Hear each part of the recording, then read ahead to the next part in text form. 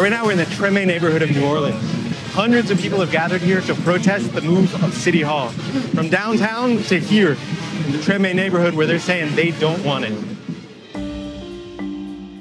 This fight is about standing together. And don't fool yourself, it is a fight. We will stand strong. We will win because we must. Now, here's what I want. The Municipal Auditorium has been sitting empty for 16 years after being ravaged by Hurricane Katrina. The city received a $38 million FEMA grant to rebuild it, and that money expires in 2023. But for these protesters, the proposed City Hall move to the auditorium is just the latest in a long history of big money infrastructure projects being pushed on New Orleans' Black communities. This was all houses and people. My great-grandmother raised my grandmother and 16 of her brothers and sisters in this block. So when the park came, seeing all this construction, seeing these houses being torn down, what was it like for the people It was around? horrible, because they was moving all those old people out. There's only a handful left in the neighborhood. The rest is all white people. I'm gonna see if Prince Ty is at home. Who's that? The voodoo priest. He rents my space. Good morning. Hi there. Good morning. This process of pushing us out has been going on now for some time. It's a constant battle. We have 7 Airbnbs just on this block. So where are the original families? They're being forced out. If the culture actually disappears, then New Orleans will not be New Orleans, and tourism will lose money. If we're not here, what are they coming to see? Nothing. Tremé is the oldest Black neighborhood in the country, priding itself on a rich musical history and long considered the birthplace of jazz. It is also the home of the Claiborne Expressway, a hulking 2-mile stretch of highway carved into the middle of this community in the 1960s, demolishing what was once known as the Black Main Street of New Orleans. Nearly 60 years later, the interstate has disenfranchised the people of Tremé, contributing to the steady rise of crime, poverty, and disease. Earlier this year, the White House had specifically called out Claiborne as an example of a problematic overpass that the Biden infrastructure bill was hoping to address. So if you want to see the view from upstairs, you want to hike can you show upstairs? us? Yeah, we'd love to I'll see show it. you. Oh yeah, wow. Yeah, it's right here. What's it like seeing this every day? I get angry a lot of times because I don't want to see it. We do not have to have contaminated, ugly spaces. I've seen wealthier neighborhoods fight over things that aren't nearly as harmful. We have the same power, the same voice as our white counterparts.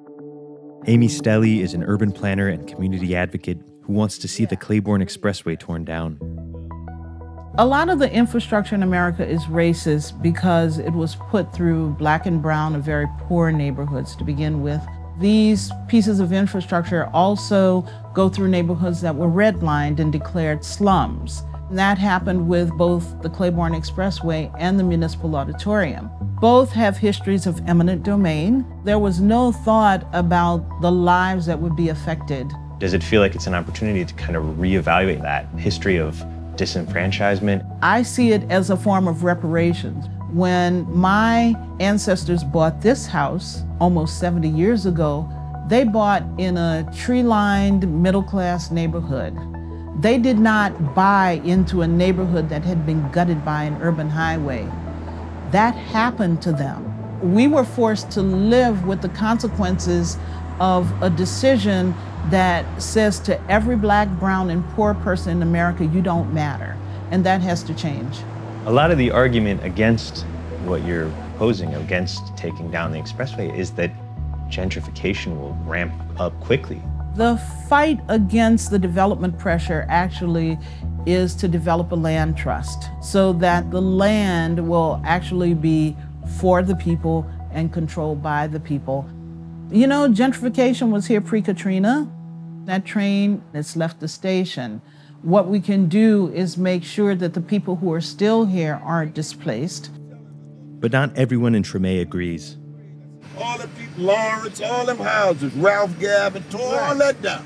And now here they come to go tear down some more. And it was so bad, people couldn't take the pressure. All them old people died. Now they want to talk about tearing the bridge down. Yeah, Who coming back? Nah, The white people. We 70 years old. What you gonna do? all them people own Nobody got no money to start no businesses. All that was black Hell business. no. That's right. Ain't Now, nobody got no money no more. Ain't nobody got no money to start none of that no more. That's old. them white folks got it. That's who gonna get it. But for New Orleans officials, ripping out the expressway ranks low on a long list of concerns. So what is the current government's approach to Claiborne Avenue and the overpass? What we have to be sensitive to running our government is the crisis that is in front of us right now. Climate change, failed drainage infrastructure, the threats of floods, and the lowest dollar amount that I have seen to do even a partial removal of the Claiborne overpass is somewhere upwards of $1 billion. So when the White House mentions it, we have to take it seriously. We are, of course, hearing folks out about it, but we also have to be in our world, very transactional and realistic in what we can accomplish. A lot of the frustration has been they put an expressway over us when we didn't want one. They put a park in the 1980s when we didn't want one. Do you think that there's a way to kind of get the people of Tremé to be included in these conversations? Absolutely. That history is history. That is not the direction of just doing something to the Tremé community without the Tremé community being a part of it. That is not how this project is going. I mean, community is saying they're not being heard. We're talking with advocates who are saying that they haven't been included. I would suggest that many of those folks have been engaged. I know that many of the community folks who are most opposed to this have sat in the mayor's office with her one-on-one discussing this. The majority of the community is finding out about this awful plan as we're telling them, because the city has not done an adequate job of informing people. So we're doing it. We can't wait for people to tell us. We have to tell them what we want. The people of Tremé are actually in a great place historically because we can determine what our future looks like.